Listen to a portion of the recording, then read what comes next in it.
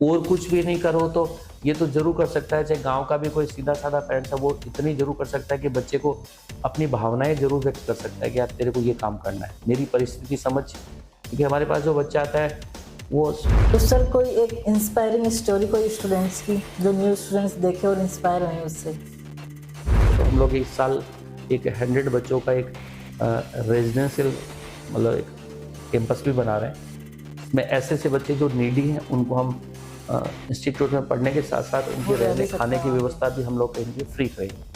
तो पेरेंट्स का ये सवाल है कि हम क्या-क्या करेंगे भाई, हम बुढ़ानिया सर पे छोड़ देंगे, हाँ स्टूडेंट का एडमिशन करवा दिया, अब सर देखेंगे, क्या हमारी भी कोई रिस्पॉन्सिबिलिटी है? नहीं, वो तो बाकी मैं बच्चों को भी ये मैसेज देना चाहूँगा कि आप अपना कर्म करो, बाकी सब चीज़ें केंद्रीय ऊपर वाले पे छोड़ दो। बिल्कुल। ऊपर वाला केंद्रीय आपके लिए अच्छा ही करेगा। आपका क्या नतीजा होना है, हर हर बच्चा डॉक्टर नहीं बन सकता, हर बच्चा इंजीनियर नहीं बन सकता, हर बच्चा आईएएस नहीं बन सकता। लेकिन ये भी है, आज तक तो मैंने 25 सालों से मैं पढ़ा रहा हूँ, मैं देख रहा हूँ बहुत सारे बच्चे मेरे मेरे हाथ से निकाले हैं कि सर अगर जैसे बोला जाए कि बुढ़ानिया सर का फेवरेट खाना क्या है? नहीं, फेवरेट खाना तो कुछ नहीं, मैं तो गाँव का आदमी हूँ, बाजरे की रोटी खाता हूँ, गेहूँ तो खाता ही नहीं मैं। तो ये सभी पेरेंट्स को मैं ये कहना ज़रूर चाहूँगा कि वो बच्चों के सामने ये अपनी भावनाएँ ज़रूर व्यक्त करें, क्योंकि बच्चों की आदत होती है, बच्चा कभी अपने लिए नहीं पढ़ना चाहता, बच्चा हमेशा अपनों के लिए पढ़ना चाहता है। गाँव के बच्चे में खासियत होती है। और सर एक सवाल हो रहा है पेरेंट्स की साइड से कि आजकल वो कंफ्यूज आते हैं कि ऑनलाइन स्टडी जो नया आया है कि ऑनलाइन स्टडी करवाएं या ऑफलाइन ही भेजें, फाइनेंशियली इश्यूज आ जाते हैं, तो क्या बेस्ट रहता है?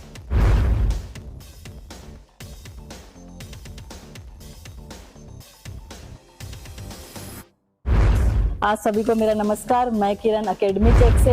आप या आपका कोई रिलेटिव कंफ्यूज है बेस्ट स्कूल, कोचिंग, कॉलेज खोजने में, तो अभी जाइए अकेडमी चेक वेबसाइट पर और सर्च कीजिए अपनी पसंद की अकेडमी और उसके आसपास हॉस्टल एंड पीजी भी। अगर आप अकेडमी चेक के थ्रू एडमिशन लेते हैं तो आपको गारंटी डिस्काउंट मिलेगा, साथ ही उस इंस्टीट्यूट की जानकारी, रिफंड जानकारी भी आपको मिलेगी। तो जैसा कि हम लगातार आपको स्कूल, कोचिंग, कॉलेज का कैंपस टूर करवा रहे हैं, साथ में डायरेक्टर की जर्नी भी लेके आ रहे हैं, तो ऐसे ही आज हम आए हैं गुरु कृपा करियर इंस्टीट्यूट सीकर में, जहां हम कोचिंग का कैंपस टूर भी करेंगे, साथ में डायरेक्टर की जर्नी के बारे में भी जानेंगे। आज हम मिलने जा रहे हैं एक ऐसी शख्सियत से जिन्होंने शिक्षा के क्षेत्र में क्रांति ला दी है, जो एक सफल शिक्षक और मार्गदर्शक ही नहीं बल्कि लाखों स्टूडेंट्स का भविष्य संवारने वाली इंस्टीट्यूशन गुरु कृपा करियर इंस्टीट्यूट के डायरेक्टर भी हैं। मैं बात कर रही हूँ गुरु कृपा करियर इंस्टीट्यूट के डायरेक्टर श्रीमान प्रदीप बुढ़ानिया सर की, जिन्होंने 2007 में गुरु कृपा करियर इंस्टीट्यूट की नींव रखी और इसे राजस्थान ही नहीं बल्कि पूरे देश की बेस्ट नीट एंड जेई की तैयारी के लिए बेस्ट कोचिंग बनाया है। तो चलिए बिना किसी देरी के सर से मिलते हैं और जानते हैं उनके सफर के बारे में, साथ ही गुरु कृपा की सफलता के बारे में और भविष्य में उनके विजन के बारे में। स्वागत है आपका फिर से। सर हमारे साथ जुड़ चुके हैं और हम बातचीत शुरू करते हैं सर के साथ में। सर आपका अकेडमी चेक प्लेटफॉर्म पे बहुत बहुत स्वागत है। आपका कीमती समय आपने हमें दिया, उसके लिए बहुत बहुत धन्यवाद सर। तो सर बातचीत शुरू करते हैं।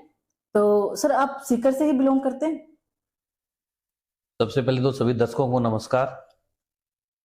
वैसे मैं सीकर से बिलोंग, अब तो बहुत साल हो गए मेरे को सीकर में रहते, तो सीकर से ही हो गया। जी वैसे मैं बेसिकली झुंझुनू डिस्ट्रिक्ट से बिलोंग करता हूँ, सीकर के नियर अबाउट झुंझुनू होता है, जी जी। तो वहाँ से बिलोंग करता हूँ। लेकिन मेरी एजुकेशन है वो लगभग सीकर में हुई है। कॉलेज? हाँ, कॉलेज मेरा सीकर में हुआ है। तो बहुत साल से, मैं 94 से सीकर में हूँ, जी सर। तो लगभग 30-31 साल हो गए सीकर में रहते हुए। जी। तो सर आपने गुरु कृपा की स्थापना यहाँ कब करी? ये 21 मार्च 2007 को हम लोगों ने गुरु कृपा स्टार्ट किया था। और सर गुरु कृपा नाम ही क्यों चुना आपने? इसमें ये है कि हम लोग विशुद्ध क्या टीचर्स हैं, जी पढ़ाने वाले हैं, इस चीज से जुड़े हुए थे। तो एक आज भी हम लोगों का मेन कहेंगे जो एक सुकून मिलता है, वो इतने बड़े सिस्टम को चलाने के बावजूद भी कि टीचिंग में एक अच्छा सुकून मिलता है। तो हम लोग ये था, और हमारा ये था कि हम लोग ये इंस्टीट्यूट है वो एक गुरु शिष्य जो पुराने जमाने में सुनते थे, जी सर। राजा महाराजाओं के बच्चे ऐसे आश्रम में पढ़ने के लिए जाते थे, एक वैसा सा कल्चर होता था वहाँ पे। गुरुकुल हाँ, जैसे गुरुकुल जो भी है, बोलते थे। गुरुकुल, तो वैसा सा थॉट हम लोगों का था, और उसी विजन से हम लोगों ने ये स्टार्ट किया कि हमारा वो हमेशा हमेशा इसी थीम पे हम लोग आगे चलें। बिल्कुल सर, बिल्कुल। तो सर जैसे बात कर रहे हैं टीचिंग की, तो आप भी पढ़ाते थे? ये मैं पढ़ाता हूँ, अभी भी पढ़ाता अच्छा, हूँ। अभी भी पढ़ाते हैं। कौन सा सब्जेक्ट पढ़ाते हैं सर? मैं केमिस्ट्री पढ़ाता हूँ। मेरे साथी हैं राजेश कुल्हरी, वो बायोलॉजी पढ़ाते हैं। अच्छा, तो हम लोग जब स्टार्ट किया था तब तो हम लोगों ने केवल और केवल जैसे फिजिक्स, केमिस्ट्री, बायोलॉजी और मैथ्स 4 जेई और नीट में इन्हीं की जुट होती है। तो 2 तो हम लोग खुद ने स्टार्ट किया था, 2 बाकी फिजिक्स और मैथ्स के लोग हम लोगों ने रखे थे। अच्छा। जी सर। तो सर जैसे हम शुरुआत में जैसे यहाँ पे आप आए, तो पहले से ही यहाँ पे जैसे बोला जाता है कि अब एजुकेशन हब है, वो सीकर को माना जाता है, तो उस टाइम पे भी सेम था या गुरु कृपा ने नहीं, हुआ? मैंने तो सीकर, ये है कि सीकर में सब कुछ देखा है। जी सर। मैं जैसे सीकर में आजकल जो आप बोल रहे हो तो एजुकेशन हब, उसमें जैसे एक पिपराइल रोड को सब जानते हैं, जी। उसी पे सब चीजें। तो ये मैं पिपराइल रोड पे 93 में आया हूँ, 93 94 में आ गया था। तो ये तो ऐसा था, एकदम सुन था, कहीं एजुकेशन का कोई कॉन्सेप्ट तो था ही नहीं। और ये था कि इसमें हम लोगों को एक बस स्टैंड होता है दूर यहाँ से, वहाँ उतर के यहाँ मैं रहता था तो वहाँ आना पड़ता था। तो रात को तो कोई साधन भी नहीं होता, तो ऑटो भी नहीं चलते थे, एकदम अच्छा, सुनसान अच्छा। सड़कें होती थी। और ये जंगल, ये जिस जगह हम लोग आज जो चला रहे हैं, इस जगह हम लोग 93 94 95 96 इस मतलब जब हम लोग पढ़ते थे तो यहाँ क्रिकेट खेलते थे हम लोग। ये खाली अच्छा, ग्राउंड होते इस थे, यहाँ कुछ पे। नहीं था। तो ये तो एजुकेशन हब बनते हुए हम लोगों ने देखा है। बनते हुए क्या कि गुरुकृपा का भी रोल रहा है उसमें, और बाकी सब जो चीजें हैं वो बाद की आई हुई हैं। बिल्कुल तो सर। ये 2007 में हम 7 लोगों ने से। स्टार्ट किया था।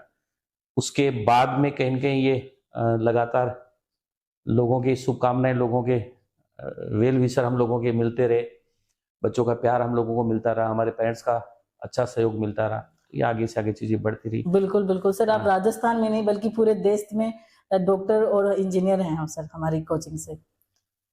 नहीं, ये तो नहीं हमारे सर, बिल्कुल हैं। और सर अगर जैसे बोला जाए कि बुढ़ानिया सर का फेवरेट खाना क्या है? नहीं, फेवरेट खाना तो कुछ नहीं, मैं तो गांव का आदमी हूँ, बाजरे की रोटी खाता हूँ, गेहूं तो खाता ही नहीं मैं। सुबह भी बाजरे की रोटी खाता हूँ, शाम को भी बाजरे की रोटी खाता हूँ। ऐसा ना हो स्टूडेंट्स गाँव कल टिफिन लेके आ रहे हैं कि गाँव सर का में पसंद का खाना लेके गाँव आए। में टिपिकल जो खाना होता है गाँव का, वो खाता हूँ। मेरी माँ बनाती है, उसका स्वाद भी थोड़ा सा अलग लगता है, आज भी यही है। जैसे कल परसों ही मैं घर पे बैठा था तो एक कोई मेरा नोन आ गया था, तो मेरी माँ अच्छा, खाना लेके आई। तो वो ऐसे पूछने, उनको सरप्राइज हुआ कि सर आपके घर में आपकी माँ खाना बनाती है। अच्छा। तो मैं उनको कहने लग गया कि जो माँ का स्वाद है वो कहीं भी, आप वो चाहे कहीं नहीं कितने मिलेगा सर। सर्वेंट रख लो, कितने लोग रखो, वो नहीं आ सकता। बिल्कुल, बिल्कुल सर। तो वही है, गांव का आदमी हमेशा हमेशा अपनी जमीन को कभी नहीं छोड़ता। हमारा वही खाना है, वही रहना है, वही सादगी भरा। बिल्कुल सर, शेखावाटी आ, लोग हैं हम तो। नहीं, वही है। जी। आज बच्चों का ये है कि जैसे यहाँ जो बच्चा हमारे पास पढ़ने वाला होता है, मैं आज भी टीचिंग, हालांकि बहुत सारी चीज़ें और होती है जो इंस्टीट्यूट चलाने के लिए करनी पड़ती है, बहुत सारा टाइम और भी देना पड़ता है, फिर भी मैं आज भी टीचिंग नहीं छोड़ रहा हूँ। उसके पीछे लॉजिक मेरे को ये डर सताता है कि यार बच्चों से मेरी कभी डिस्टेंस नहीं रही, तो शायद मैं एक डायरेक्टर बन जाऊंगा तो वो डिस्टेंस बन जाएगी, तो बच्चा मेरे से पास अपनी प्रॉब्लम्स या अपनी जो भी मन की बात है वो कभी शेयर करने के लिए नहीं आएगा। क्योंकि टीचर और एक स्टूडेंट के बीच में कभी गैप नहीं होता, लेकिन एक इंस्टीट्यूट के डायरेक्टर और एक स्टूडेंट के बीच में लॉट ऑफ गैप होता है। जी। तो आज भी हमारी ये होती है, जैसे मैं ऑफिस में पहली बात तो कभी बैठता ही नहीं हूँ, बच्चों के बीच में रहता हूँ, और बैठता हूँ तो भी मैं आदमी जो बाहर होते हैं उनको सबको ये कहता हूँ कि कोई भी बच्चा आता है तो बेझिझक मेरे से मिलने के लिए कभी भी भेज सकते हो। बिल्कुल, बिल्कुल सर, हम भी अभी बाहर थे तो बोले सर हाँ, बच्चों से बात कर रहे हैं। तो हम लोगों का तो ये है कि 18 साल हम लोगों को, जैसे 21 मार्च को गुरुकृपा का फाउंडेशन डे, आने वाली जो 21 मार्च है, अच्छा। तो 18 साल हम लोगों को कंप्लीट हो गए। तो हमारी इस जर्नी में, हालांकि हम लोगों ने बहुत इनिशियल फेज में स्टार्ट की थी चीजें, बहुत स्ट्रगलिंग भी रही, लेकिन हमारी दिनचर्या और हमारा जो शेड्यूल है उसमें कभी आज तक कोई चेंज नहीं आया। जैसे 18 साल पहले था वैसा का वैसा है। 18 साल क्या, मैं तो कहूंगा कि मैं खुद टीचिंग में 25 साल हो गए। मैंने 2000 में पढ़ाना चालू किया था, 99 2000 में पढ़ाना चालू हो गया, अच्छा। तो 25-26 साल हो गए मेरे को टीचिंग कराते हुए। बिल्कुल सर, जो 18 साल हाँ, पहले जो गुरु कृपा थी वो आज भी गुरु कृपा बनी हुई है हाँ, बच्चों पे। नहीं, मैं तो कह रहा हूँ उससे पहले भी मैं 8 साल पहले टीचिंग स्टडी। करा चुका था, 25-26 साल हो गए। तो मैं तो आज सबसे अच्छा एक मेरे को तो फीलिंग यही आता है इतने लंबे करियर में कि यार 25 साल पहले भी बच्चे मेरे को एक अच्छा एक एज ए टीचर अच्छा रिस्पेक्ट करते थे और आज भी बच्चा मेरे को उसी उसी नजरिए से एज टीचर रिस्पेक्ट करता है। तो मैं तो मेरी जो सबसे बड़ी कमाई मानता हूँ 25 सालों में वो यही मानता हूँ कि यार मैं टीचर था और आज भी मैं टीचर हूँ और बच्चा मेरे वही इज्जत करता है जो 25 साल पहले कर रहा था। वरना धीरे धीरे आदमी सिस्टम बड़ा होता है तो बच्चों से इंटरेक्शन कम हो जाता है, एक डायरेक्टर वाला थोड़ा सा थॉट आ जाता है तो फिर बच्चों से इंटरेक्शन कम हो जाता है। लेकिन मैं तो मेरी सबसे बड़ी कमाई ये मानता हूँ इतने बड़े करियर में कि यार आज भी मैं 25 साल पहले भी बच्चों के साथ था, 10 साल पहले भी बच्चों के साथ था, आज भी मैं बच्चों के साथ हूँ। बिल्कुल बिल्कुल सर। और सर अब हम बात करते हैं कैंपस के बारे में, तो हमारे टोटल कितने कैंपस हैं? बेसिकली हम लोग स्टार्ट सीकर से हुए थे, अभी फिलहाल भी हम लोग सीकर के साथ साथ हम लोग जयपुर ब्रांच भी हमारी रन करते हैं, अलवर भी रन करते हैं और इस साल हमने आगरा और जोधपुर दो अच्छा। ब्रांच और नहीं लॉन्च की। तो ये नाइस सर। हमारे इस साल जो टोटल स्टडी सेंटर्स है वो सीकर के बाहर हमारे ये 4 स्टडी सेंटर हो गए। जयपुर में भी हम लोग 3 ब्रांच रन करते हैं। जयपुर में हमारा जैसे गोपालपुरा पे भी एक ब्रांच चलता है, एक बनी पार्क में भी हमारा ब्रांच चलता है और एक प्रताप नगर में भी हमारा ब्रांच चलता है। तो ये सीकर के बाहर जो हमारे सेंटर चल रहे हैं वो बता रहा हूँ। बाकी सीकर में तो हमारे कैंपस वैसे टोटल 11 कैंपस हैं। इस साल हम 2 कैंपस नए और स्टार्ट कर रहे हैं जिसको हम नाम भी देते हैं G1, G2, G3, जी सर। गुरुकृपा 1, 2, 3, 4। तो सर जो सबके बाद स्टार्टिंग में जो फर्स्ट कैंपस था वो कहाँ था? वो हम जहाँ बैठे हैं वही अच्छा। कैंपस इसी जगह, हालांकि ये G3। जगह नहीं थी। अभी स्टार्ट तो हम लोगों ने एक रेंट की बिल्डिंग से किया था। तो अच्छा। ये हम लोग बैठे हैं इसके जस्ट पास में एक रेंटेड, अभी हमारा हॉस्टल चलता है वहाँ पे, अभी भी वो हमारे पास एक रेंटेड बिल्डिंग है। तो उसमें हम लोगों ने स्टार्ट किया था सबसे पहले, लेकिन ये उसके बाद में हम लोगों ने हमारी बिल्डिंग बनाई थी। ये तो जैसे हमारा G3 कैंपस बोलते हैं हम, G3। तो इसके पास में एक बिल्डिंग है जिसको G1 बोलते हैं, उससे हम लोगों ने सबसे पहला हमारा बिल्डिंग था वो G1 था, उससे स्टार्ट किया था। अभी ऐसे से हमारे टोटल 13 कैंपस सीकर में चलते हैं, 11 चलते हैं। इस साल हम 2 G12 और G13 और स्टार्ट कर रहे हैं, तो ये टोटल 13 चलते हैं। तो सर एकेडमिक का काम मतलब सब में क्लासेज होती है हमारी अलग अलग। जैसे इसमें हम लोग एक G3 कैंपस है ज्योति नगर में, तो इसमें हम लोग हमारे एडमिशन वगैरह जो वर्क है वो यहाँ करते हैं। इसके साथ साथ हम लोग हमारे इसी पिपराल रोड पे एक G10 कैंपस भी है जहाँ हम लोगों का मैथ्स वाला विंग चलता है, JEE डिवीजन हम बोलते हैं, तो वो अलग है। एक G11 इसी पिपराल रोड पे और आता है, वहाँ भी हमारे एडमिशन ब्लॉक चलता है। एक नवलगढ़ रोड पे भी हमारा एक G9 कैंपस है, वहाँ भी हमारे एडमिशन ब्लॉक चलता है। बाकी हमारी सब एकेडमिक्स की काम आने वाली बिल्डिंग है, क्लासेज होती है। ओके, मतलब पेरेंट्स अगर स्टार्टिंग में एडमिशन के लिए आए तो हमारी जो G11 है हाँ, वहाँ और G11 है, G3 है और G9 और G10, ये 4 बिल्डिंग, 4 कैंपस हैं, 4 बिल्डिंग है जहाँ पे पेरेंट्स फर्स्ट टाइम अपना विजिट एडमिशन के लिए आ सकते हैं। ठीक है। और सर पेरेंट्स का सवाल है ये कि हम पेरेंट्स ये सोचते हैं कि हमने जैसे कोचिंग में स्टूडेंट का एडमिशन करवाया, फिर वो रहता है कि हमारी तरफ से हम क्या बच्चे के लिए और करें। जैसे कि बच्चा जैसे घर से जा रहा है तो भाई वहां कोचिंग करके आ गया, उसके बाद में घर जैसे कि उसे खेलने के लिए मना करें कि नहीं तू सिर्फ पढ़ाई ही कर, तो उसके लिए पेरेंट्स का ये सवाल है कि हम क्या क्या करेंगे। भाई हम बुढ़ानिया सर पे छोड़ देंगे, स्टूडेंट का एडमिशन करवा दे आप सर देखेंगे, या हमारी भी कोई रिस्पॉन्सिबिलिटी है? नहीं, वो दोनों तरफ की बराबर बराबर रिस्पॉन्सिबिलिटी हम लोगों की भी होती है। और वही बात है कि आज के ज़माने में पेरेंट्स हैं वो वैसे तो इन जनरल काफ़ी अवेयर होते हैं, काफ़ी ध्यान रखते हैं।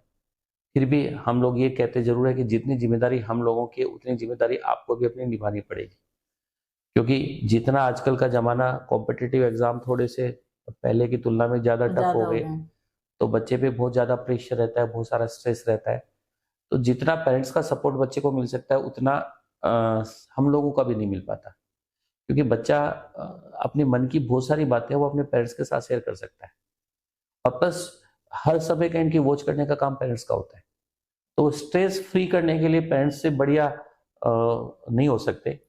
तो वो तो सबकी जिम्मेदारी है कि आप बच्चों को एनी टाइम, हम लोग मोटिवेट करते रहते हैं, हम बच्चों को गाइडलाइन देते रहते हैं कि आपको पढ़ना इस तरीके से, लेकिन छोटे मोटे जो इश्यूज है वो हम तक बहुत सारे नहीं पहुंच पाते। वो सभी पेरेंट्स की हम ये मानते हैं कि जिम्मेदारी है कि वो उन चीजों को देखें। आपको हाँ, कहीं भी आप लोग नहीं, ये जरूर होता है कि बच्चा कहना हम लोगों का ज्यादा बेहतर मानता है, पेरेंट्स का कहना इतना नहीं मानता जितना हम लोगों का मानता है। लेकिन बहुत सारे इश्यूज ऐसे होते हैं जो हम लोगों को पता नहीं चल पाते, वो पेरेंट्स को भली भांति पता होता है। तो वहां पेरेंट्स को हम लोग ये सजेस्ट करते हैं कि आप लोगों को लगे कि यार ऐसा इश्यू है जो आप लोग हैंडल नहीं कर पाओगे, हम लोगों को बताइए, ताकि हम लोग बच्चे को समझाएंगे। एक बच्चा टीचर का रिस्पेक्ट करता है और टीचर की सब बातें कहेंगे बड़े ध्यान से सुनता है, उसको कहेंगे फॉलो भी करता है। जी सर। तो वहां हम चीजें उस बच्चे को बोलेंगे तो वो निश्चित तौर पर सुधार करेगा। बाकी ये तो हम लोग ये मानते हैं कि आजकल हम लोगों के पास जो बच्चों के पेरेंट्स हैं, हम लोग तो ये मैं तो ये मानता हूँ कि यार हमारा जितना बड़ा क्रेडिट नहीं है, उससे बहुत बड़ा क्रेडिट हमारे पेरेंट्स का है। बिल्कुल सर, बिल्कुल। वो हमसे भी ज्यादा तपस्या करते हैं। हम तो छोटे मोटे जैसे बच्चों के पूरी साल पढ़ता है तो बच्चों की परफॉर्मेंस में बहुत उतार चढ़ाव आता रहता है, कभी ऊपर जाता है कभी नीचे जाता है। तो हम लोग इतने स्ट्रेस में नहीं आते जितने बच्चों के पेरेंट्स आते हैं। जी। तो हम लोगों का तो एक ऐसा ही एनालिसिस है कि यार हालांकि हम लोग जिस जमाने में पढ़ते थे उस जमाने में पेरेंट्स को अता पता नहीं होता था कि बच्चा क्या कर रहा है, लेकिन आजकल के बच्चों के पेरेंट्स को देखकर हम लोगों को लगता है कि यार बहुत पेरेंट्स अवेयर हैं और हम तो ये मानते हैं कि बच्चों की सफलता में बहुत बड़ा रोल है वो कहेंगे पेरेंट्स का है। और कुछ भी नहीं करो तो ये तो जरूर कर सकता है, चाहे गांव का भी कोई सीधा साधा पेरेंट्स है वो इतनी जरूर कर सकता है कि बच्चे को अपनी भावनाएं जरूर व्यक्त कर सकता है कि यार तेरे को ये काम करना है, मेरी परिस्थिति समझ। क्योंकि हमारे पास जो बच्चा आता है वो लगभग गांव से बिलोंग करने वाला बच्चा होता है या एवरेज फैमिली से बिलोंग करने वाला बच्चा होता है, जिसका कोई इकोनॉमिक कंडीशन ऐसा कोई बहुत साउंड नहीं होता। वो कहेंगे इधर उधर की व्यवस्था करके अपने बच्चों को पढ़ाते हैं। तो बहुत सारे जो बच्चे उनको अपने पेरेंट्स की एक्चुअल पोजीशन का पता नहीं होता। बहुत सारे पेरेंट्स ऐसे होते हैं जो स्ट्रगलिंग होते हैं, व्यवस्थाएं कहेंगे बच्चों को पढ़ाने की करते रहते हैं बड़ा स्ट्रगल करके, लेकिन वो बच्चों को व्यक्त नहीं करते जी कि मैं ऐसे से इस कस से तेरे को पढ़ा रहा हूं। तो बच्चा एक्चुअल अपनी पोजीशन को नहीं पहचान पाता और वहां पेरेंट्स अपनी थोड़ी सी भावनाएं व्यक्त करें, बेटा मैं स्ट्रगल करके तेरे को पढ़ा रहा हूं, अब तू है कि तू आगे मेरे को या अपने परिवार को आगे केवल और केवल तेरे इस एजुकेशन के भरोसे ले जा सकता है। तो निश्चित तौर पे बच्चे में एक अलग सी फीलिंग आ जाती है और बच्चा कहीं ना कहीं बहुत आगे अच्छा काम करता है और बहुत आगे निकल जाता है। Right sir. और ये तो हम लोगों ने इतने सालों के हमारे टीचिंग करियर में देखा भी है कि ऐसे बहुत सारे परिवार जो बहुत नॉर्मल फैमिली में नहीं कहूंगा, उससे नीचे की फैमिलीज कहूंगा, उनमें एक मन में बहुत ड्रास्टिक चेंज होते हुए देखा है और वो केवल और केवल बच्चों की एजुकेशन की बदौलत ही है। क्योंकि बाकी तो हमारे गांव में जो परिवार होता है उनके पास और तो कोई सोर्स है नहीं। किसी जमाने में तो खेती होती थी, उसके मेहनत करके उसमें कुछ व्यवस्था कर लेते थे, कुछ जुगाड़ बन जाता था। लेकिन आजकल बहुत जगह तो ऐसा सिचुएशन है, खेती भी नहीं होती, पानी खत्म हो गया। हाँ, बाकी अब गांव के परिवारों के जो बच्चे हैं उनमें ऐसा तो नहीं कोई बिजनेस साइड में जाएगा, कुछ अपना कुछ नया स्टार्टअप कर लेगा, ऐसा कॉन्सेप्ट तो है नहीं। तो यही है कि उन परिवारों के तो उद्धार के लिए या आगे बढ़ने के लिए एक ही व्यवस्था है कि वो बच्चे पढ़ने जाए।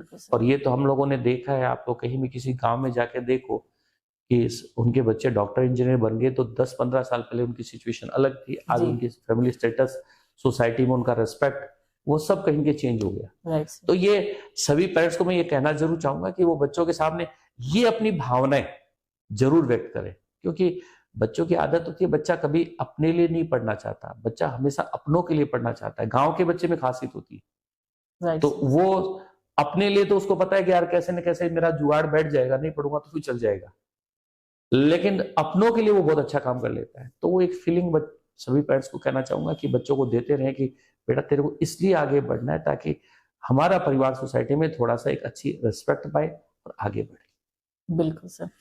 और सर एक सवाल हो रहा है पेरेंट्स की साइड से कि आजकल वो कंफ्यूज आते हैं कि ऑनलाइन स्टडी जो नया आया है कि ऑनलाइन स्टडी करवाएं या ऑफलाइन ही भेजें, फाइनेंशियली इश्यूज आ जाते हैं, तो क्या बेस्ट रहता है? ये एक बहुत बड़ा कंफ्यूजन चल रहा है आजकल। देखो ऑनलाइन जो गांव का बच्चा होता है उसके लिए तो ऑनलाइन चीजें समझ में नहीं आती। ये तो हम लोगों ने ये देखा है, कोविड वाला एक ऐसा सीन आया था जिसमें हम लोगों को भी ऑनलाइन वगैरह प्लेटफॉर्म पे जाना पड़ा था।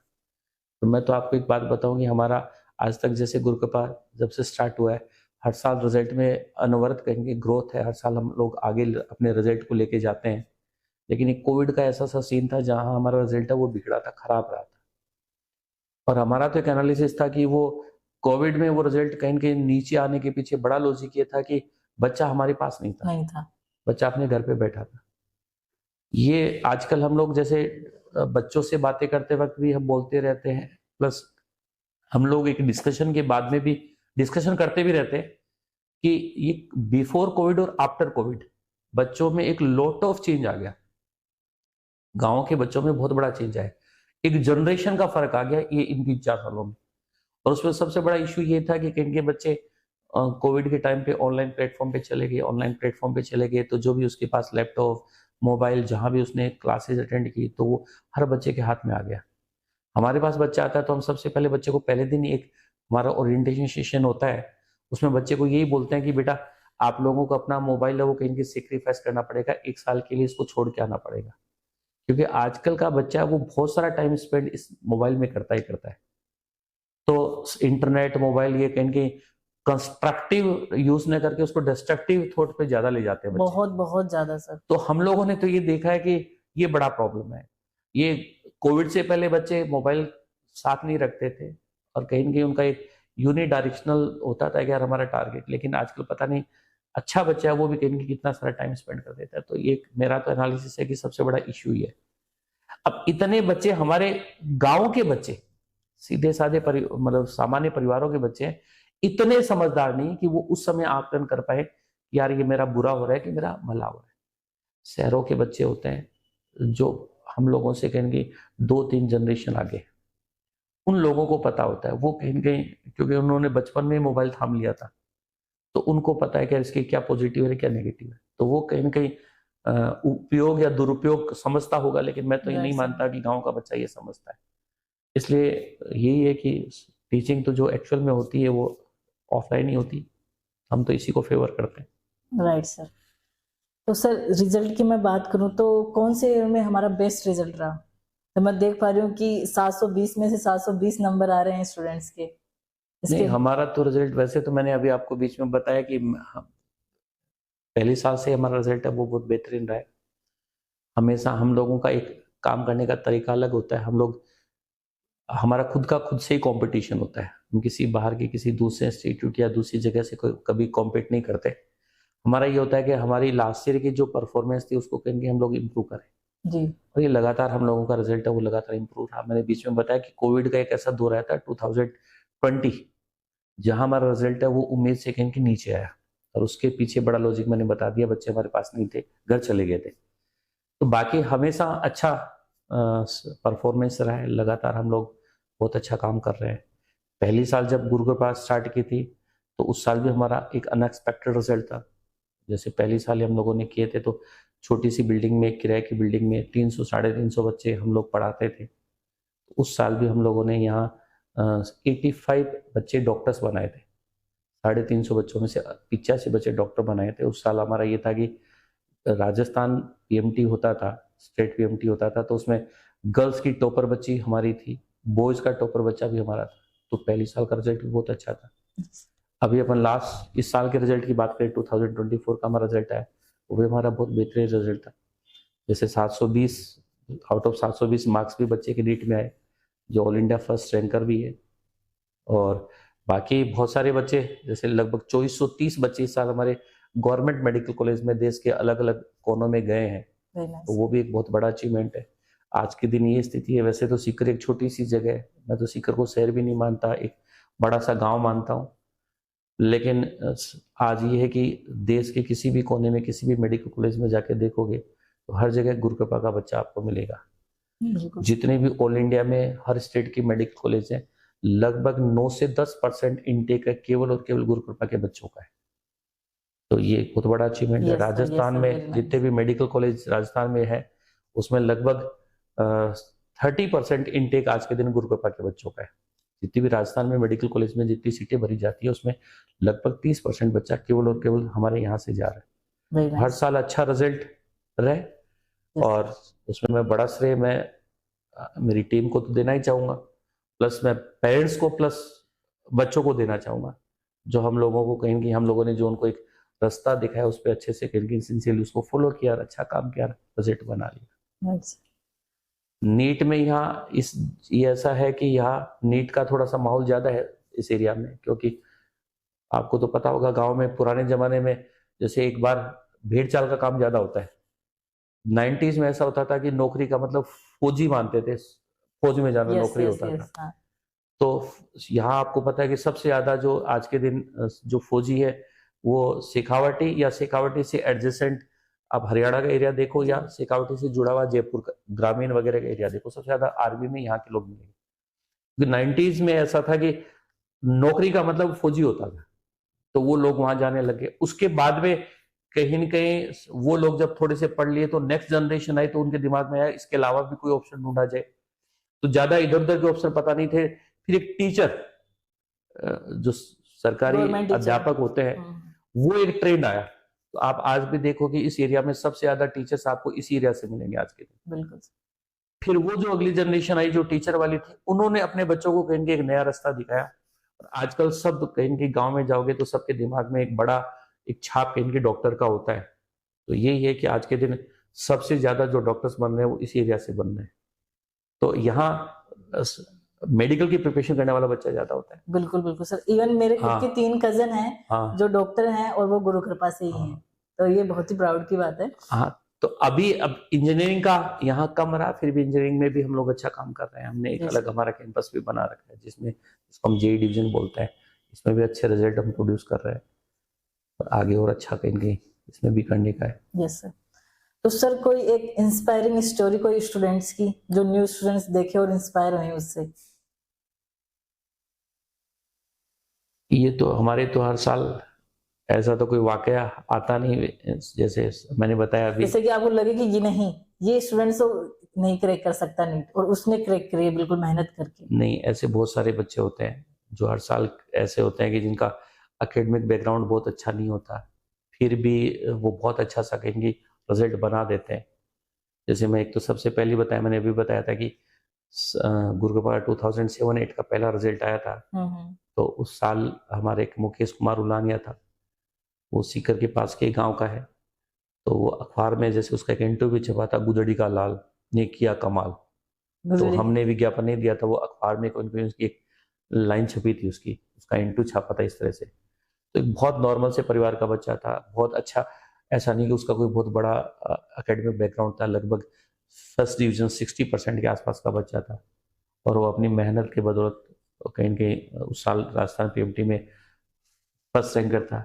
आज वो जैसे एसएमएस में ऑन्को सर्जन, एसोसिएट प्रोफेसर बन चुका है सर, मतलब कैंसर स्पेशलिस्ट है वो। अच्छा, बहुत अच्छा कर लिया उसने। Nice sir. तो बच्चा ऐसा था कि बहुत नॉर्मल से परिवार का बच्चा था, वो हमारे पास रहता था। तो मैंने तो उसको कभी मतलब स्लीपर पूरी साल जब वो क्लास में आया या जहां भी मैंने देखा उसके एक ही पैंट रखता था, एक ही शर्ट होता था, एक ही स्लीपर थी उसके पास, स्लीपर जो गांव में सीधी सी चप्पल पहनते हैं वो पहनता था। मैंने उसको कभी उसके अलावा उस ड्रेस कोड के अलावा कभी उसका ड्रेस कोड नहीं देखा। बहुत कम बोलता था। तो वो आज भी हम लोगों के दिमाग में उसकी इमेज आज भी अलग सी है। जब भी वो मिलता है तो हमें वो पुराना वाकया हमेशा याद आता है। उसको बताते भी यार, आज भी हम उसको कहते हैं मुकेश तेरे में कोई चेंज नहीं हुआ। हालांकि वो मैंने कहा ना बहुत बड़ा सर्जन बन गया, बहुत अच्छा काम कर रहा है, फिर भी उसमें भी कोई चेंज नहीं हुआ। तो वो एक नॉर्मल से परिवार का बच्चा हमारा पहले साल में ही फर्स्ट रैंकर बना था। 2009 में हमारा एक बच्चा था, जैसे एक मेडिकल में एक डेली एम्स जाना एक बच्चों का एक ड्रीम होता है, बहुत बड़ा सपना होता है। आजकल तो फिर भी क्या डेली एम्स में नंबर ऑफ सीट्स हैं वो थोड़ी ज़्यादा होगी, मतलब 125 सीट्स हैं, लेकिन कोई ज़माना ऐसा होता था जिसमें केवल 50 सीट ही होती थी। तो इस एरिया में कभी कोई दिल्ली एम्स की कोई बच्चा सोचता भी नहीं था। तो 2009 में हमारा एक उदयपुर वाटी के पास का एक बच्चा था, सरकारी स्कूल में पढ़ा हुआ था, शिवपाल सैनी। तो गवर्नमेंट स्कूल में पढ़ा हुआ था, लेकिन उस बच्चे का भी एक ऐसा जज्बा, सामान्य से बैकग्राउंड का था, एकेडमिक बैकग्राउंड बहुत अच्छा नहीं था, एक जज्बा था कि यार मेरे को तो जाना ही कहेंगे दिल्ली एम्स में जाना है। हिंदी मीडियम का बच्चा था। उस जमाने में ऐसा होता था कि हिंदी मीडियम के बच्चे के लिए तो एम्स क्रैक करना कठिन सा काम होता था। आजकल तो क्या नीट के थ्रू ये एम्स में एडमिशन होते हैं, लेकिन उस जमाने में अलग एडमिशन होते थे, अलग एग्जाम होता था, तो सोच भी नहीं सकता था। तो लेकिन उसका एक जुनून था कि मेरे को तो जाना है दिल्ली एम्स में। तो उसने हिंदी मीडियम को छोड़कर इंग्लिश मीडियम कन्वर्ट किया, उसने अपनी पढ़ाई इंग्लिश मीडियम में स्टार्ट की ताकि वो उसका ड्रीम पूरा हो। और एक सामान्य से एकेडमिक बैकग्राउंड का और सामान्य से परिवार का बच्चा था जो 2009 में दिल्ली एम्स में सेलेक्ट हुआ। वो इस एरिया में जैसे सीकर, एक आप बोल रहे थे एजुकेशन हब, तो सीकर सेंटर से कि दिल्ली एम्स का पहला एडमिशन था वो।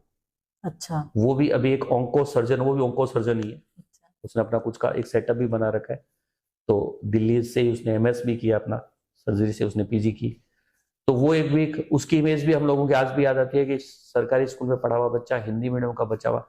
उस जमाने में जब इंडिया में एक एम्स एक अलग एग्जाम होता था और वो केवल 50 सीटों के लिए होता था, 50 सीट्स ही होती थी उसकी, केवल 50 सीट्स के लिए होती थी। और वहां वो क्रैक करके कहीं की दिल्ली एम्स में पहुंचा। तो वो आज भी एक हमारे लिए कहीं की इमेज में रहता है। बाकी आगे से आगे ऐसे बहुत सारे बच्चे होते हैं जो सामान्य से बैकग्राउंड के होते हैं, 50%, 52%। ये आजकल 10th में कोई मार्क्स नहीं होते, आजकल बच्चों के खूब मार्क्स आते हैं जी सर। लेकिन ये अनगिनत ऐसे बच्चे हैं जो कहीं न कहीं डॉक्टर बन जाते हैं।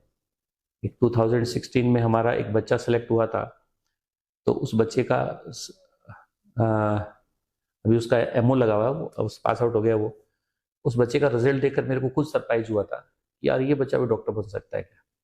मतलब हालांकि टीचर हमेशा अपने स्टूडेंट से कहीं न कहीं एक एक्सपेक्टेशन रखता है यार वो हो जाएगा, लेकिन इतना एवरेज बच्चा, इतना एवरेज क्या मतलब कहूँ, बिलो एवरेज, कुछ ज्यादा अता पता नहीं होता और डाउट पूछता था तो कई बार हम लोग माथा पकड़ते थे, यार ये क्या पूछ रहे हैं। और वो छोरा सिलेक्ट हुआ, उसका हमें सरप्राइज, बड़ा सरप्राइज हुआ था मेरे को। लेकिन वही था कि ऐसे कुछ बच्चे होते हैं जिनका दिमाग में कोई इफ बट नहीं चलता, केवल और केवल ये होता है कि मेरे को ये टास्क अचीव करना है, तो वो कहीं के सिलेक्ट हुआ। ऐसे बहुत सारे बच्चे हैं जो कहीं के हर साल आते रहते हैं, जो हमें बच्चों को हर साल हम ये मिसाल देते भी रहते हैं कि यार ऐसे से सिलेक्ट हो सकते हैं तो आप क्यों नहीं हो सकते। बिल्कुल सर, बिल्कुल। और सर आज के टाइम पे जो स्टूडेंट्स हैं वो बहुत ज्यादा स्ट्रेस ले रहे हैं कि मेरा क्यों नहीं हुआ, अगर एक ही टेस्ट में मार्क्स कम आ गए तो डिप्रेशन में चले गए, जैसे हम न्यूज भी देख पा रहे हैं अलग सिटी में। तो इसमें गुरु कृपा में स्पेशली स्टूडेंट्स के लिए मानसिक जो वो सोच रहे हैं उसके लिए कुछ स्पेशल प्रोग्राम हो रहे हैं? नहीं, मैंने अभी कहा, हम लोगों का पहले दिन से एक मिशन ये होता है, हम लोग बच्चों से मिलते रहते हैं, टाइम टू टाइम हम लोग बच्चों के सेशन करते रहते हैं। तो उसमें यही चीजें हम डिस्कस करते रहते हैं। हमारी पूरी एक मेंटोर्स की बहुत बड़ी टीम जिसमें लगभग 50-60 लोग हैं जो केवल और केवल बच्चों की केयरिंग का काम करते हैं। तो वो बच्चों की हर तरह की प्रॉब्लम्स, बच्चा कहाँ कोई डिप्रेशन का तो शिकार नहीं है, ये पूरा का पूरा नोट डाउन करता रहता है, उस पर काम करते रहते हैं। प्लस हम बच्चों को भी, पेरेंट्स को भी पहले दिन से ये मैसेज देते रहते हैं कि कहीं भी आपको इस तरह का सा कुछ चीजें लगे, अब नॉर्मलिटी लगे तो हमें जरूर इन्फॉर्म करो। तो पेरेंट्स भी हम लोगों को बताते रहते हैं तो कि बच्चे से बात करके उसको रिलैक्स करें। बाकी गांव का आदमी ज्यादा, हमारे पास जो बच्चा आता है, जैसे स्ट्रेस विस्ट्रेस बड़े जगह के बच्चों में कहीं ज्यादा पाई जाती है बीमारियां, गांव का बच्चा ज्यादा कुछ सोचता नहीं है, क्योंकि हम लोग तो ऐसा सा परिवारों से निकले हुए हैं जहां जैसे ये तो एक टेस्ट में नंबर कम आ गए, एक साल मान ले फेल्योर हो गया, पास नहीं हुआ, तो वो तो नॉर्मल सी चीजें। हम तो ऐसे ऐसे परिवारों से हैं, खेती पे बेस, हमारा जनरेशन तो ऐसी रही है जो खेती पे आधारित थी, और 1 साल अकाल पड़ गया, 2 साल अकाल पड़ गया, 3 साल अकाल पड़ गया, 4-4, 5-5 साल अकाल पड़ा है, फिर भी हम आशावादी थे कि यार इस साल जमाना होगा, खेती होगी, अच्छी होगी, वापस कहेंगे अपन ट्रैक पे आएंगे। तो हमारे तो जनरेशन कहीं की वो ऐसे से निकली हुई है, तो वो जीन कहीं के बच्चों में भी ट्रांसफर है। तो यहाँ का बच्चा बाकी जगहों की तुलना में थोड़ा सा मानसिक तौर पे ज्यादा स्ट्रॉन्ग होता है, तो इतनी छोटी मोटी टेंशन नहीं करता। बाकी मैं बच्चों को भी ये मैसेज देना चाहूंगा कि आप अपना कर्म करो, बाकी सब चीजें कहेंगे ऊपर वाले पे छोड़ दो। बिल्कुल, ऊपर वाला कहेंगे आपके लिए अच्छा ही करेगा, आपका क्या नतीजा होना है। हर बच्चा डॉक्टर नहीं बन सकता, हर बच्चा इंजीनियर नहीं बन सकता, हर बच्चा आईएएस नहीं बन सकता, लेकिन ये भी है, आज तक तो मैंने 25 सालों से मैं पढ़ा रहा हूँ, मैं देख रहा हूँ बहुत सारे बच्चे मेरे हाथ से निकाले हैं कि जो बच्चा सिंसियरिटी से कहीं काम करने गया, वो आज अपनी लाइफ में फेल्योर कोई नहीं है। भले ही वो डॉक्टर बनना चाह रहा था, डॉक्टर नहीं बना, लेकिन उसने कहीं अपनी डायरेक्शन चेंज की, दूसरी फील्ड में जाके आज वो अच्छा सेटल्ड है। तो आप काम करोगे तो निश्चित तौर पे ये है कि कभी आपको फेल्योर नहीं मिलेगा। तो इसी सोच से बच्चों को भी मैं मैसेज देना चाहूंगा कि आप तो मस्त रहो, व्यस्त रहो, काम करते रहो, निश्चित तौर पे आपको सफलता मिलेगी। और सर जो स्टूडेंट्स आर्थिक स्थिति जिनकी कमजोर है, तो उनके लिए स्कॉलरशिप एग्जाम या कुछ स्कॉलरशिप प्रोग्राम है उनके लिए? ये तो स्कॉलरशिप प्रोग्राम वगैरह तो हम लोग चलाते हैं, ये तो सभी इंस्टीट्यूट करते ही करते हैं। बाकी ये जो इसका इकोनॉमिक आर्थिक बैकग्राउंड कहेंगे कमजोर रहा है, तो स्कॉलरशिप में भी कई बार बच्चा अच्छा नहीं कर पाता, तो उसके द्वार हमारे पास हमेशा खुले रहते हैं। बस ये है कि हम लोगों की पूरी एक मैनेजमेंट कमेटी रहती है जो इस तरह के बच्चों को कहेंगे छटनी करती है, क्योंकि हम लोगों को अब जैसे इन जनरल बहुत सारे तो ऐसे कहेंगे शूडो केस भी आते हैं जो ये बताने का कोशिश ही करते हैं कि मेरी आर्थिक स्थिति अच्छी नहीं है, तो उनको जज करना भी बड़ा कठिन सा काम होता है। तो राइट हमारा सर। यही होता है कि यार जहां जिस जगह से वो आया है उस गांव का या जैसे कुछ गवर्नमेंट स्कूल में पढ़े हुए बच्चे होते हैं, तो उनके कोई टीचर्स वगैरह उन बच्चों को लेके आते हैं, तो हम लोग उसको पूरा का पूरा सहयोग करते हैं। गांव में कोई बच्चा है तो उस गांव का कोई मुखिया हो जो उस गांव को अच्छा सा जानता हो, वो आदमी हमारे पास आता है, तो उसकी पूरी की पूरी हम लोग मदद करते हैं। तो वो हमारी एक स्क्रीनिंग कमेटी होती है 4-5 लोगों की, वो ऐसे बच्चों से या उनके साथ आने वाले कुछ अभिभावकों से मिलकर वो डिसाइड करती है। तो ये हम लोग पहली साल से ही इस चीज पे लगे हुए यार, हमें बच्चे कोई अभाव के चक्कर में कहीं कि कोई बच्चा ना पढ़ पाए, ऐसा ना हो गुरु कृपा रहते हुए। तो ये पहली साल से हमारा प्रयास है और आगे भी हमारा यह प्रयास रहेगा। तो कोई भी प्रॉपर चैनल से कोई बच्चा हमारे पास आता है तो हम उसको पूरा सहयोग। Okay sir. इस साल से तो हम लोग एक बच्चों के लिए, जैसे पहले ये था कि हम इंस्टीट्यूट की फीस वगैरह हम लोग कहेंगे उसको सहयोग कर देते थे, लेकिन यहाँ बच्चों का एक रहने की व्यवस्था में भी आजकल बड़ा मतलब महंगा काम हो गया, तो वो बच्चे भी कहेंगे बड़ा स्ट्रगल करते थे। तो हम लोग इस साल एक 100 बच्चों का एक रेजिडेंशियल मतलब एक कैंपस भी बना रहे हैं, जिसमें ऐसे ऐसे बच्चे जो नीडी हैं उनको हम इंस्टीट्यूट में पढ़ने के साथ साथ उनके वो रह भी रहने सकते खाने हैं की वहाँ पे। व्यवस्था भी हम लोग कहेंगे फ्री करेंगे। ओके। सर, गुरु कृपा में स्टूडेंट्स को स्टडी के अलावा अदर करिकुलम एक्टिविटी भी करवाई जाती है जिससे उनका संपूर्ण विकास हो सके। जैसे मैंने देखा एक साइंस एग्जीबिशन भी लगा हुआ था हमारा। नहीं, इतनी बहुत ज्यादा तो पॉसिबल नहीं हो पाती हम लोगों के लिए, क्योंकि शहर में हम लोग इंस्टीट्यूट चलाते हैं और बच्चों के लिए ऐसे इन जनरल इतने सारे बच्चों के लिए बैठाने के लिए व्यवस्था ही नहीं होती। तो अदर करिकुलर एक्टिविटीज के लिए हम लोगों के पास इतना स्पेस नहीं होता, लेकिन टाइम टू टाइम हम लोग बच्चों के कुछ सेशंस कराते रहते हैं। योगा वोगा के सेशन हम कराते रहते हैं, जैसे आपने कहा साइंस एग्जीबिशन है वो हमने कराई। कुछ अच्छे मोटिवेशनल लोग स्पीकर वगैरह कुछ लोग हम लोग बुलाते रहते हैं, तो उनके सेशंस हम लोग कराते रहते हैं। बाकी हम लोगों के हमारे मेंटर्स टीम के सेशन है वो लगातार होते रहते हैं। बच्चे का हर 15 दिन के बाद में हम लोगों का एक सेशन होता रहता है, तो बच्चों को वही है कुछ इंस्पिरेशनल कोट बताकर हम लोग कहीं मोटिवेट करते रहते हैं ताकि बच्चों का स्ट्रेस भी रिड्यूस हो। म्यूजिकल थेरेपी का हमारे कॉन्सेप्ट होता है, हम लोग बच्चे का 1 महीने में बच्चों के लिए हम एक इवनिंग में 3 घंटे का एक म्यूजिकल थेरेपी का कार्यक्रम रखते हैं, जिसमें थोड़ा सा कुछ गाने वाने हो जाते हैं, बच्चे थोड़ा सा डांस वांस कर लेते हैं, गाने वाने थोड़ा सा रिलैक्स हो जाते हैं, स्ट्रेस फ्री हो जाते हैं। तो ये कार्यक्रम हम लोगों के रेगुलर चलते रहते हैं। स्पोर्ट्स एक्टिविटी वगैरह ये सीकर में कराना हम लोगों के लिए इम्पॉसिबल सा काम होता है, तो वो चीजें तो बच्चे करना भी नहीं चाहते और हम लोग करवा भी नहीं पाते। सर, भविष्य में गुरु कृपा का विजन क्या है? बस हमारा विजन वैसे ज्यादा मैं फ्यूचर में नहीं सोचता मैं ज्यादा प्रेजेंट में रहना पसंद करता हूँ, मैं ज्यादा लंबी कुछ सोचता भी नहीं हूँ। बस मेरा तो विजन यही है, गुरु कृपा का विजन यही है कि हम लोग जैसे 2007 में जिस सोच को लेकर हम लोगों ने स्टार्ट किया था, हमारा ये था कि यार बच्चों को एक अच्छी सुविधा कहेंगे अपने लोकल लेवल पे मिले। ये पहले ये था कि जब हम लोगों ने स्टार्ट किया था उस समय कहेंगे एक कोटा बड़ा ब्रांड होता था, कोटा बच्चा कोटा जाना मतलब डॉक्टर या इंजीनियर बनने के लिए आपको कोटा जाना होता जी सर। लेकिन गांव के बच्चे के लिए कोटा जाना बड़ा कठिन सा काम था, खासतौर पे गर्ल्स के लिए तो और भी कठिन काम था। जी जी। क्योंकि उस जमाने के पेरेंट्स वो इतने मैच्योर नहीं होते थे कि अपनी बच्ची को कहीं कहीं वहां भेज पाए। तो गर्ल्स इस एरिया में गर्ल्स का डॉक्टर बनना, इंजीनियर बनना बहुत कठिन सा टास्क था। लेकिन जब से हम लोगों ने स्टार्ट किया तो आप हमारा रिजल्ट उठा के देखो तो लगभग 50% आज के दिन गर्ल्स हैं वो कहीं डॉक्टर बन रही है। Right sir.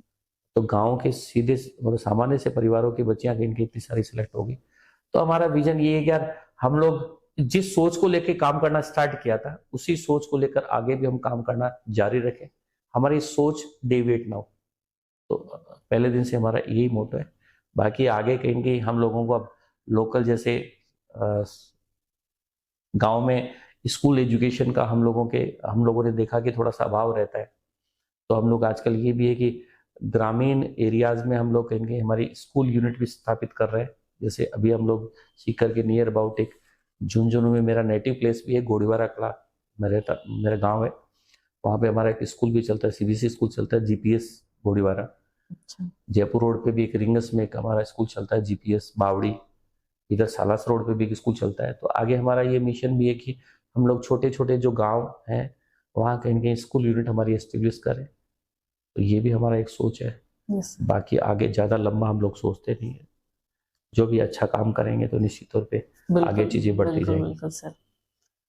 Thank you so much sir, आपने हमें इतना टाइम दिया। Thank you. नमस्कार। ये सबसे पहले तो मैं अकेडमी चेक की पूरी टीम को धन्यवाद देना चाहूँगा कि उन्होंने कहीं के अपना टाइम देकर हमारे कैंपस को विजिट किया, बच्चों से बातें की, हम लोगों से बातें की, हमारा मैसेज आप लोगों तक पहुंचाया। एक ऐसा प्लेटफॉर्म है जो कहीं के बच्चों के लिए काम कर रहा है। तो हम लोगों का और इनका कहीं के एक ही टारगेट, एक ही ध्येय है। तो ये बच्चों की मदद करता है, बच्चों के पास प्रॉपर मैसेज कन्वे करता है कि आप लोगों को किस डायरेक्शन में जाना है और वहाँ आपको प्रिपरेशन के लिए कैसे कैसे अच्छे अच्छे प्लेटफॉर्म्स मिल सकते हैं, और उनकी पूरी इंफॉर्मेशन आप लोगों को प्रोवाइड करता है। तो ये मैं अगेन पूरी इस टीम को धन्यवाद देना चाहूँगा और इनको आगे शुभकामनाएं देना चाहूँगा कि इसी प्रक्रिया को आगे कहेंगे और बच्चों तक, जो ग्रामीण परिवेश के बच्चे हैं उन तक पहुँचे और अच्छा सा कार्य करते रहे। तो सबको ऑल द बेस्ट, धन्यवाद। तो आज हमने गुरु कृपा करियर इंस्टीट्यूट के director mister Pradeep Budhania sir के जर्नी के बारे में जाना, साथ ही पेरेंट्स की हमने जो क्वेरीज होती हैं उनके बारे में पूछा, स्टूडेंट्स की प्रॉब्लम्स के बारे में पूछा। सर ने बहुत ही अच्छे से सभी सवालों का जवाब दिया है। तो ऐसे ही इंस्पायरिंग जर्नी के साथ हमारे साथ बने रहिए। जय हिंद, जय भारत।